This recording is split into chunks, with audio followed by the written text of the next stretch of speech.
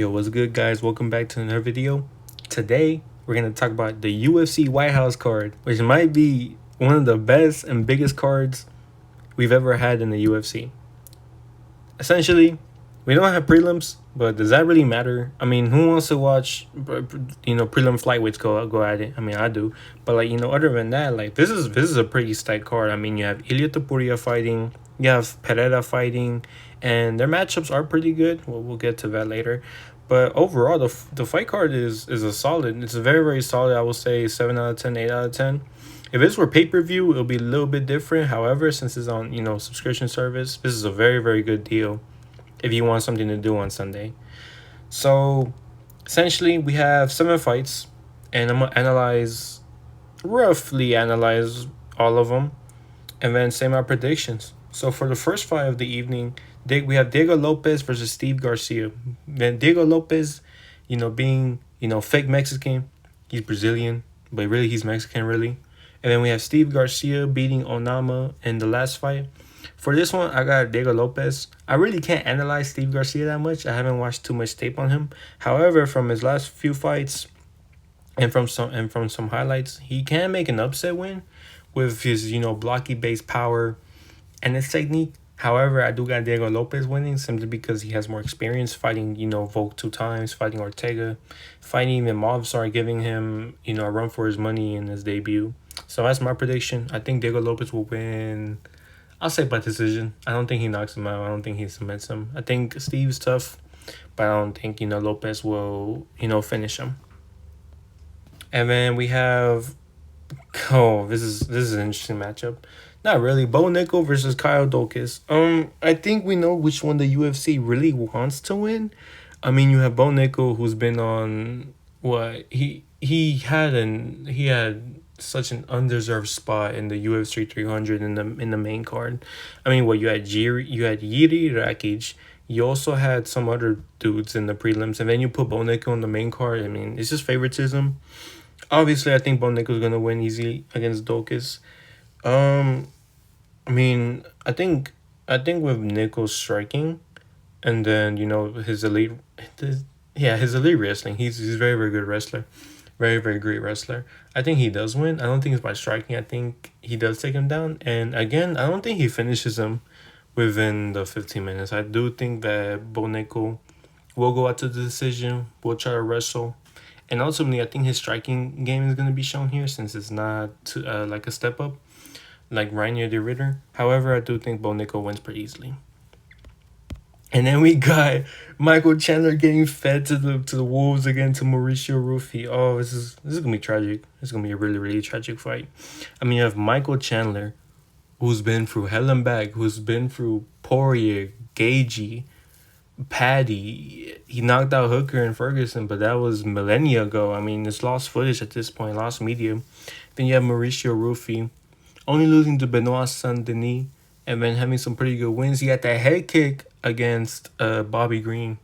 That was a pretty good head kick. And then knocking out Fiziev. That was also a very, very good KO. For this fight, I do think Rufy takes it. I do think he finishes Chandler. I think Chandler's durability and the way he's able to take punches has definitely decreased. Not to mention that Rufy's an elite striker, and he looks like Conor McGregor 2.0 basically.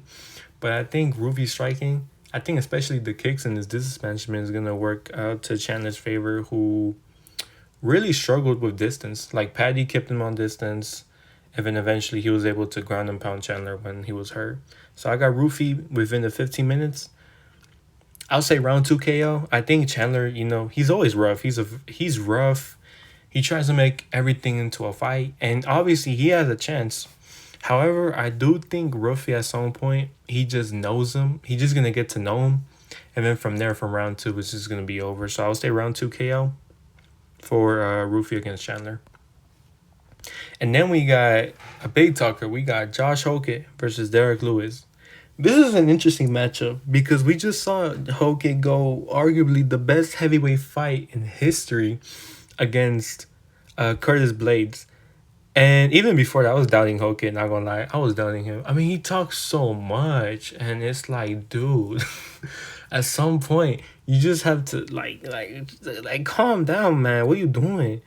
He's kind of grown on me though. I can't lie. He was really funny at today's press conference, shit talking Ilya and stuff. Then we also have Derek Lewis, the most knockouts in UFC history, the Black Beast.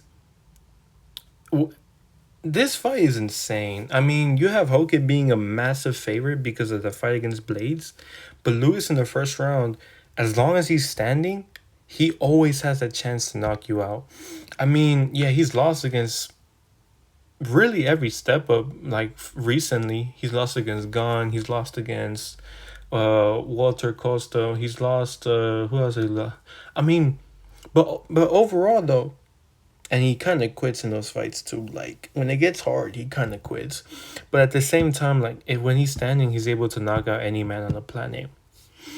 This is a tough pick for me. I mean, you have one side, you have Hoke, who's undefeated, who just had the fight of the fucking decade against Blades. But, at the same time, I also feel like that chin might be a little bit compromised.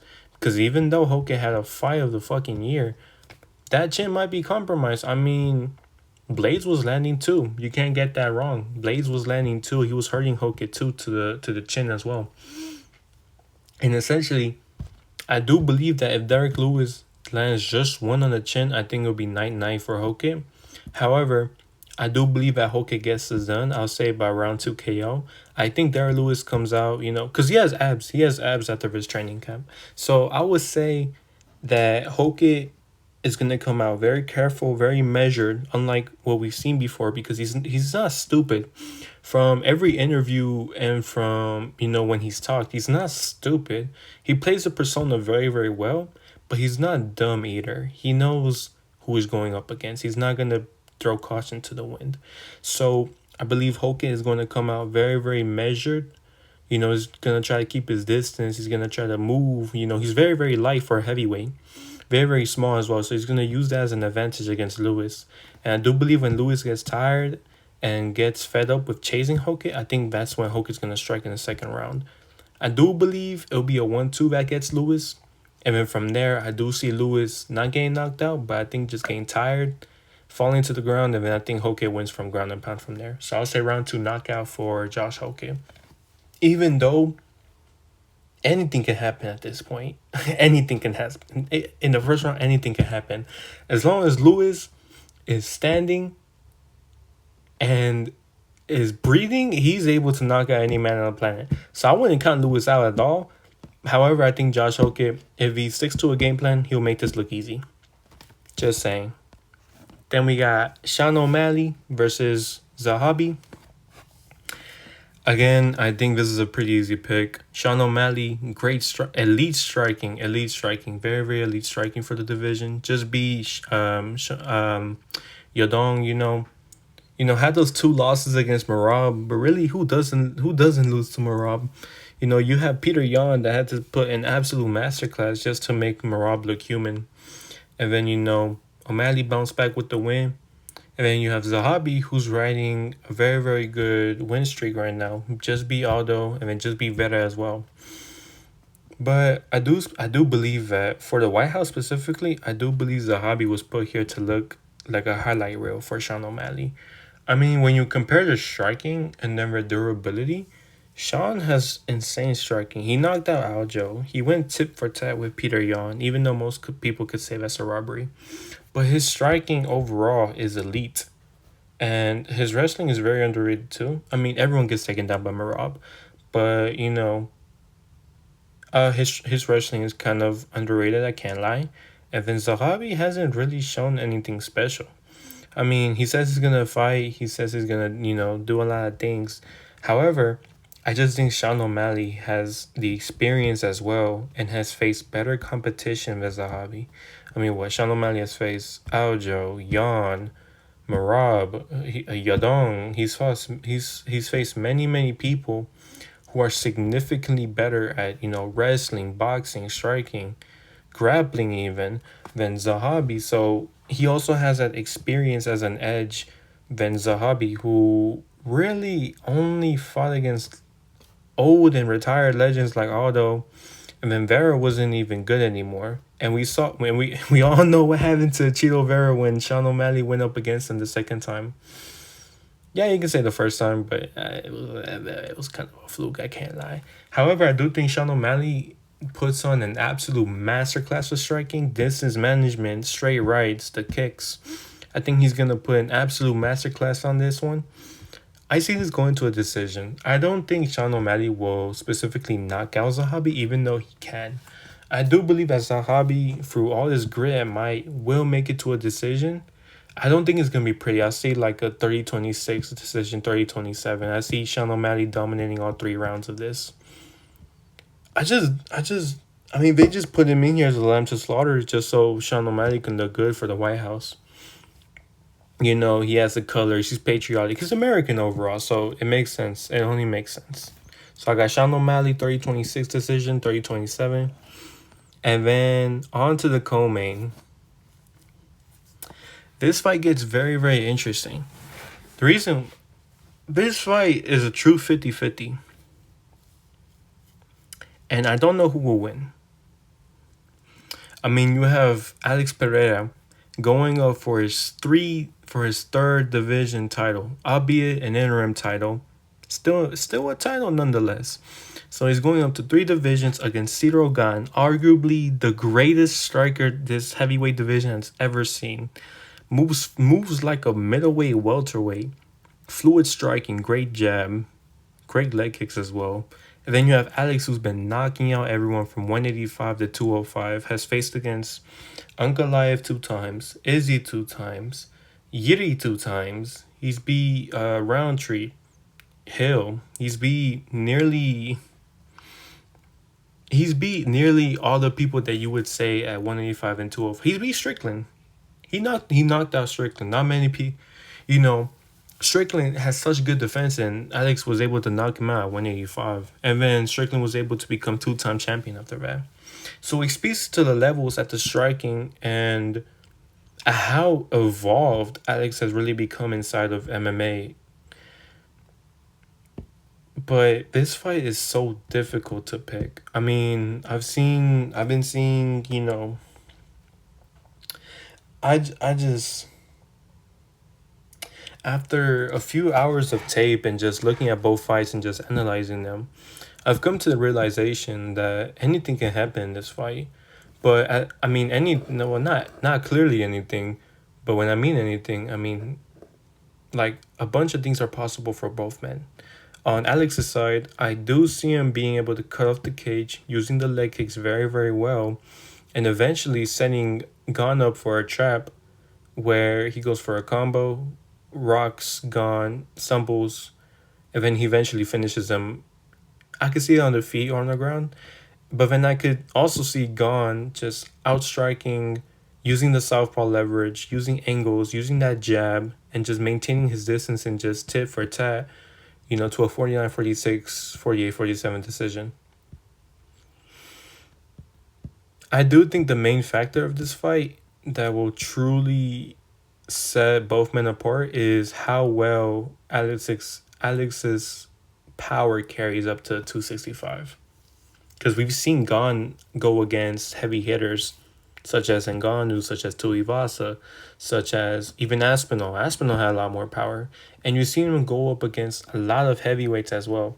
Not to mention, Gon is a natural heavyweight. He's not the one going up in weight. You know, 6-pack abs at, 247? He has 6-pack. You have the muscle definition. You know, he looked like a model in there. No homo, of course. But then you got Alex, who's supposedly 258 right now, which is insane because he was just 205 in October. And to move up, 53 pounds is insane. Of course, that was going through something specific. But, you know, from the pad videos and from everything else, he does. I do believe he carried that power up to heavyweight. I just don't know if it's going to affect Gon as much. Because Gon obviously has faced heavier hitters. He's taking flush shots from Ngannou, albeit he has good defense as well. But Ngannou did land flush sometimes on Gon, and we didn't see Gon stumble not once in that fight. So I think the true question is whether Alex is able to make Gon respect his power, and whether Alex is able to move efficiently as a heavyweight. because Alex isn't the fastest dude. We know that. We know that he isn't the fastest. We know that most of his technique relies on him being grounded, such as, his powerful left hook. You have to be grounded for that. Also the leg kicks, it involves, catching someone. He was never known for speed, really. You've never looked at Alex and been like, oh my God, he's so fast. He's so fast.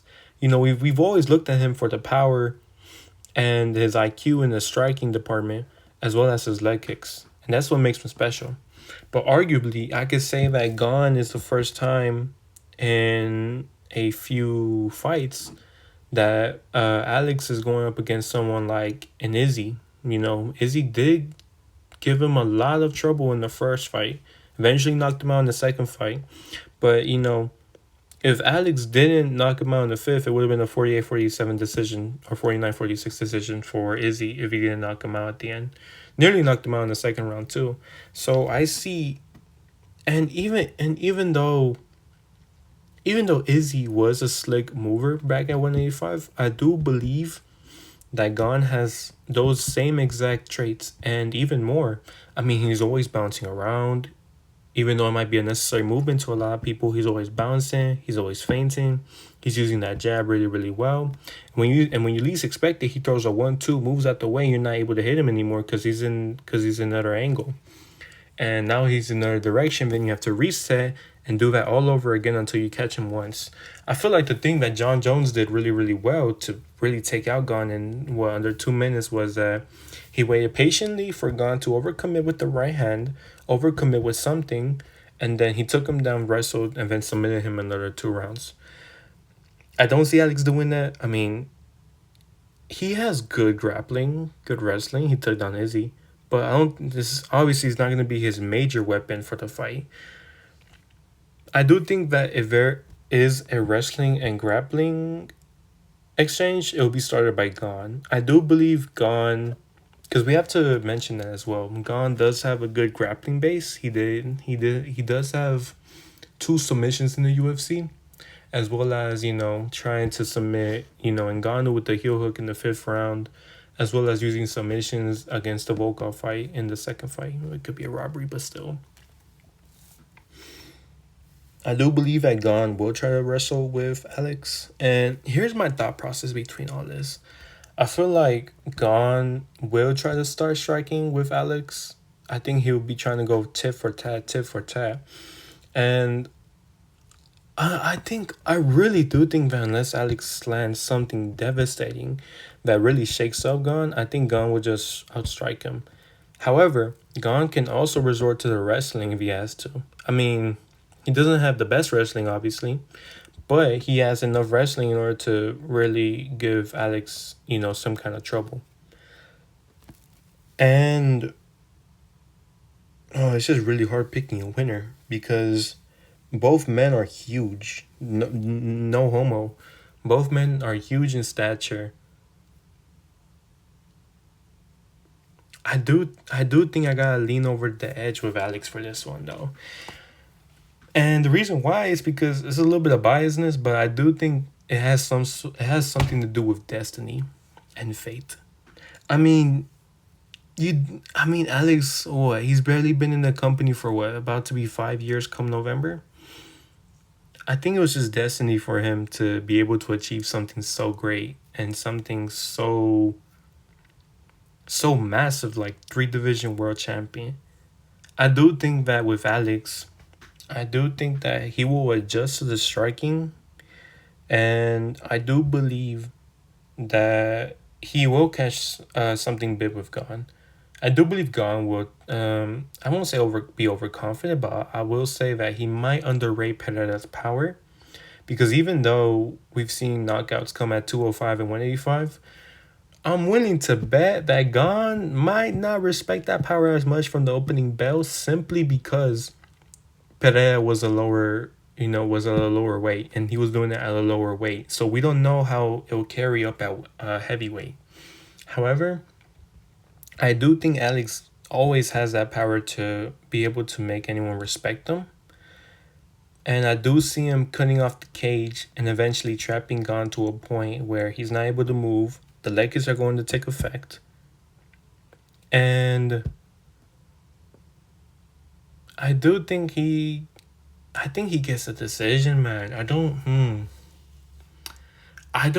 Apart from Tuivasa hurting Gone significantly in UFC Paris, I don't think Alex is going to finish Gone at all. And I mentioned that because that's the only time we've ever seen Gone truly hurt and be out, like, on his feet. I do think it's going to be a decision. And I do think unless Alex does what he does against Ankalaev for Gone, just go straight in, give him no respect at all, I do think Alex will win, I'll say a 48-47 decision. I think Gon will try to mix it up a little bit, mix up the striking, mix up the wrestling a little bit for the first few rounds, first 2 rounds. But I think after that, Alex will get his number and eventually outstrike him, possibly hurt him, and then get the decision from there. So my prediction officially for this fight, Alex 48-47. Don't bet that, please. And if you lose money on this, don't say I did. And then we're on to the main event. Ilia Topuria against Justin Gaethje. Y la pregunta es que si vamos a mirar una siesta en los jardines de la Casa Blanca, no sabemos. Ilya did say that he gonna sleep Justin in the first round. And the odds are insane. I mean, what, you get negative 520 for Ilya? And then if you bet like 100 on Justin, you get like what, 400 back? I mean, I really don't see this fight going any other way. But what intrigues me so much is that even though Ilya is supposed to win massively, I mean, he has a striking advantage. He has a wrestling, grappling advantage. He's the 2 division champion. He beat 3 legends in a row. You don't beat Volkanovski, Holloway, and Oliveira all by knockout by accident. You just don't do that. I mean, Volkanovski is already one of the greatest. He's the greatest featherweight of all time. Holloway's the second greatest featherweight of all time. And then you have Oliveira, who's a generational great, former lightweight champion, and has been very, very durable. We haven't seen recently anyone knock out Oliveira like that. But then you have Justin. Man, he's been in some wars. Man, that Paddy war, 2 wars with Fiziev, that war with Holloway, it does affect you at some point. I mean, he's had great fights. He's had wars. He's had insane bouts. But it just catches up to you someday, and I think it is catching up to him. I mean, even though the Paddy fight was a clear decision win for him, Paddy did hurt him at times, though. At times, I did think that Paddy was able to hurt Justin enough to the point where Paddy could have got the finish potentially. I just don't know why he didn't come in. It might have been Justin's power. I just don't see how Justin's going to win this one. I mean, Justin possibly has a raw power advantage. He has a stature. He has a height advantage. However, the IQ, the explosiveness, the boxing, even the calf kicks, I'll say they'll all go to Ilya. I was going to say, oh man, the calf kicks of Justin. Oh man. Joe Rogan's going to be over there talking about how Pereira ever made 185, and he's also going to talk about, oh man, KG, he has those leg kicks, man. He has those leg kicks. I haven't seen him recently use it against Fiziev or against Paddy. More recently, I've seen him using more eye pokes than leg kicks against Paddy. I mean, shit. But however, Justin, I just don't see how he's going to win this fight. I mean, it should be an obvious pick. You go round 1, round 2, Ilya, you'll be fine. That's a great prediction. But to me, I just feel like we're doubting Justin so much. It might have to do with how Ilya's been acting this whole week. It might be a little bit combined factors of the ring rust, the divorce, the case, even Justin making fun of this situation on X and stuff. And, him just being like, oh, yeah, man, I'll leave him too. I mean, like, shit, there's so many factors to Ilya because we haven't seen him fight for 1 year. But he's just so damn good to the point where we ask, does that even matter? Obviously, it does. I mean, as some conscious standpoint, it has to matter at some point. But then again, Is Ilya just that good and just so far ahead of the competition that outside factors don't matter in this fight? I mean, Justin has nothing to lose in this fight. If he loses, he's already lost against Oliveira and Habib for the championship bouts. So this is his third and possibly final try at a lightweight title. So he's not gonna give a fuck if he loses or he wins. He's just gonna go out there and try to take Ilya's head off. And I think that's the missing puzzle piece that really I'm missing personally for myself. Because even though you can look on paper and you could look at statistics and you could look at the numbers and you can look at the tail of the tape and you can look at the resumes of both men, Ilya is supposed to wipe the floor of Justin, but because of Justin's erratic nature, it has to factor in. I mean, we've seen him go all balls in against Oliveira. I mean, we saw the first round of Oliveira, even though he got submitted. We saw him go balls to the wall, try to take out his legs first and seconds, and then hurt Oliveira multiple times. And then we've seen the same against Habib. He landed those devastating leg kicks and put up a good fight against Habib. Habib saying, yeah, he hit me the hardest.